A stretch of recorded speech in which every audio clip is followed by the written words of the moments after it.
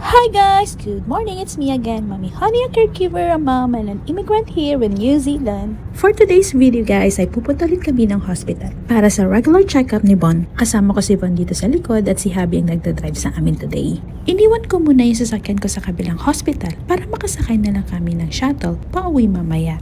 Mas practical, tipid sa gasolina at hindi na hassle sa parking. Ganito ang buhay namin dito, paikot-ikot sa hospital, pero okay lang, tuloy lang ang laban.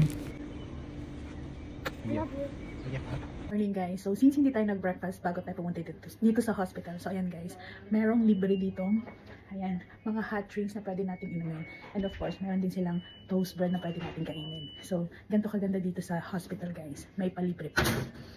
So, tapos na yung ating toast bread. Isa sa mga bagay na na-appreciate ko talaga habang nasa hospital kami, lalo na kapag kasama ko si Bon tuwing pumupunta kami dito, ay itong simpleng tulong mula sa hospital, free food sa kitchen. Hindi ito yung bonggang pagkain, pero just knowing na may hot drinks ka na, pwedeng kunin anytime.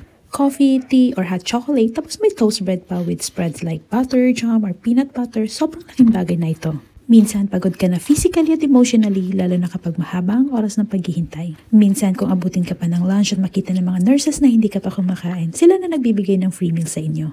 Dito ko rin nakita kung gaano kaalaga ang mga hospital dito sa New Zealand, hindi lang sa mga pasyente, kundi pati sa mga kasama nila. Hindi mo na kailangan mahiya kung gutom ka, andyan lang ang kitchen para sa inyo.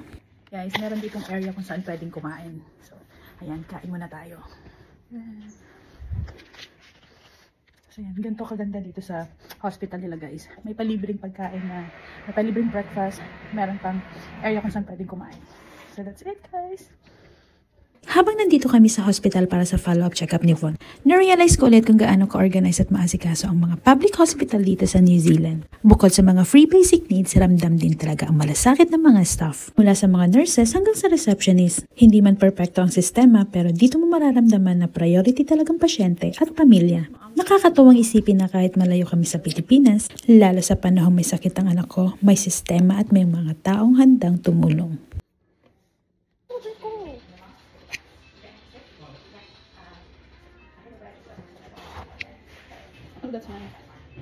Ayan guys, natapos na ang aming appointment for today kaya pauwi na rin kami. Today was Von's follow-up check-up and so far, okay naman lahat, salamat sa Diyos. Bali, pababa na kami para magantay sa shuttle na aming sasakyan. Alam niyo ba, isa ulit sa mga bagay na sobrang na-appreciate ko dito sa New Zealand ay yung ganitong simpleng tulong mula sa mga hospital, ang free shuttle service. Sa totoo lang, napakalaking ginhawa nito lalo na kung may bata kang may sakit o kung galing ka sa long appointment day. Ang shuttle na to ay libre. Yes, free. Walang bayad kahit walang hospital ID o senior card basta galing ka sa appointment, pwede mong sakyan. Dati kasi sa Pinas, kailangan mo pa ng tricycle, jeep o lakad ng ilang kanto bago makauwi galing hospital tapos pagod na pagod ka pa. Dito, may libreng shuttle. Thank you for watching guys. See you in my next video.